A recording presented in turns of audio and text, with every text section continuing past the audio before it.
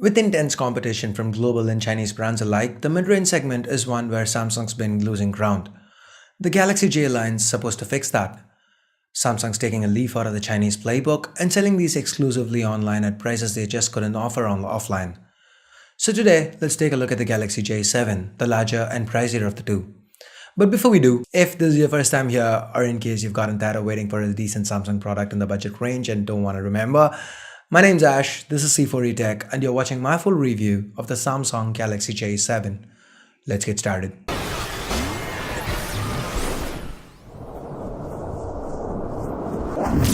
Let's start with the build. The Galaxy J7 is reminiscent of the E7 from earlier this year, but with the J7 the back is user removable. Here we have two micro SIM card slots, a micro SD card slot, and a user replaceable 3000 mAh battery. To the front, on top, we have something new, an LED light. Barring that, we have the earpiece, sensors, and a 5-megapixel front-facing camera, Samsung branding below, a 5.5-inch display, and the familiar physical home key flanked by capacitive recent apps and back keys. These keys aren't backlit. To the back, we have the LED flash, a 13-megapixel rear camera, and a speaker. Lower below, we have Samsung branding again, followed by the Duos branding. We have the volume rockers to the left and the power button to the right, the microphone, micro USB port, and the headphone jack reset at the bottom. Samsung's cut a corner here by not including a secondary noise cancelling microphone. The J7 is 7.5mm thick and weighs in at 171 grams. While the curved sides make it comfortable to hold, the back is too smooth and makes it slippery at times. Also, given the size of the J7, don't expect to use it single-handed at most times. Talking about size, the Galaxy J7 sports a Gorilla Glass covered 5.5-inch Super AMOLED HD display. This is a 720p AMOLED display, and that means a pixel density of 267 pixels per inch. The display isn't too sharp, but it's okay for the most part. The colors are mildly warm, but it's still a Super AMOLED display, meaning the blacks are deep and the viewing angles are stellar. Moreover, the display can get really bright, so it's pretty legible outdoors. And that brings us to the next corner cut. Samsung, in traditional Samsung fashion, failed to include an auto brightness sensor here, so you'd have to keep manually adjusting brightness all the time. Talking about sensors, Samsung's also failed to include a few other basic sensors. On the flip side, USB OTG is present and accounted for. Anyway, let's talk about the specs now. The Galaxy J7 is powered by a 64-bit octa-core Exynos chip. The one sold in India trades the Snapdragon 615 away in favor of the new Exynos 7580 chip.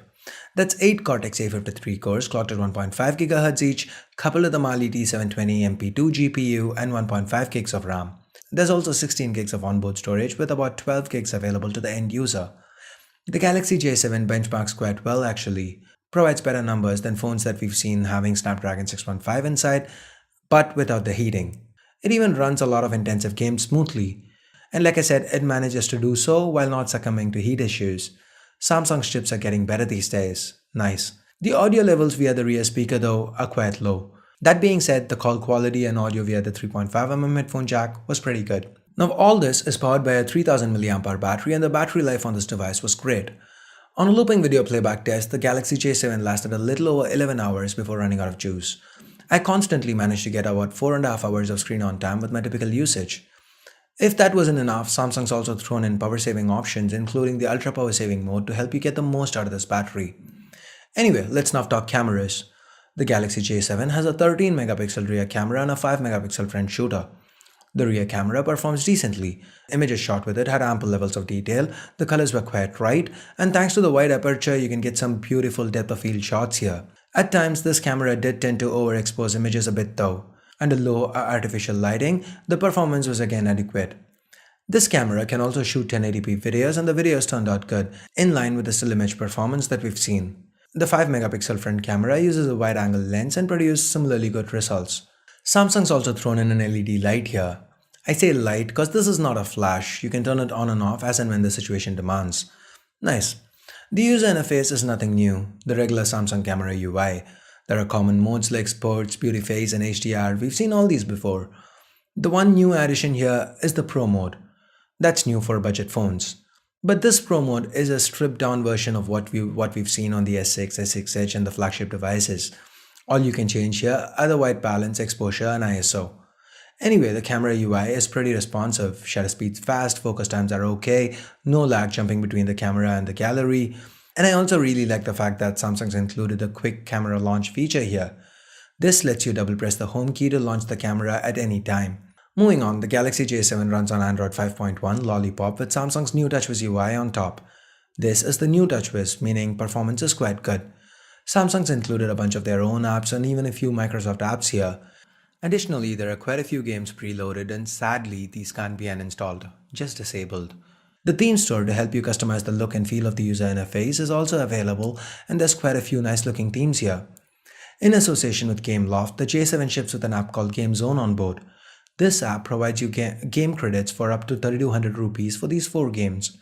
If you're interested in any of these games, this might just be a great deal for you. Overall, the user experience on the Galaxy J7 was stable and fluid. Apps open up quick and there wasn't any stutter or lag for the most part. Priced at 14,999 rupees and available without any flash sale or invite hoopla, the Galaxy J7 makes an alluring case for those on a budget. There are some obvious cons though. Lack of sensors including auto brightness, lack of a notification LED, low output levels via the internal speaker, lack of a secondary noise cancelling microphone, lack of a backlight for capacitive keys, and haptic feedback. This isn't even something that's missing. You can activate it with a third-party keyboard like SwiftKey, but Samsung's disabled it for the capacitive keys, just to differentiate the J line from the other more expensive series of phones that they offer. But if you can live with these cons, and if you want a Samsung phone in this price segment, then the J7 might just serve you well. If you are willing to look past Samsung, there are other smartphones that offer you better bang for your buck. Then again, that's just one guy's opinion. What do you think? Do you agree with my conclusion here? Let me know in the comments below. So with that, we get to the end of my review. Hope you liked the video. Hope you found it useful. If you did, please do give this video a thumbs up. If you didn't, vote it down. If you haven't subscribed already, please do. If you do want to help the channel out too, consider changing your Flipkart URL to one with the affiliate code so that we get a little something each time you shop. You can find the URL in the description below under where to buy. So thanks a lot for watching. Till next time, this is Ash here from C4E Tech signing off. You guys have a great day.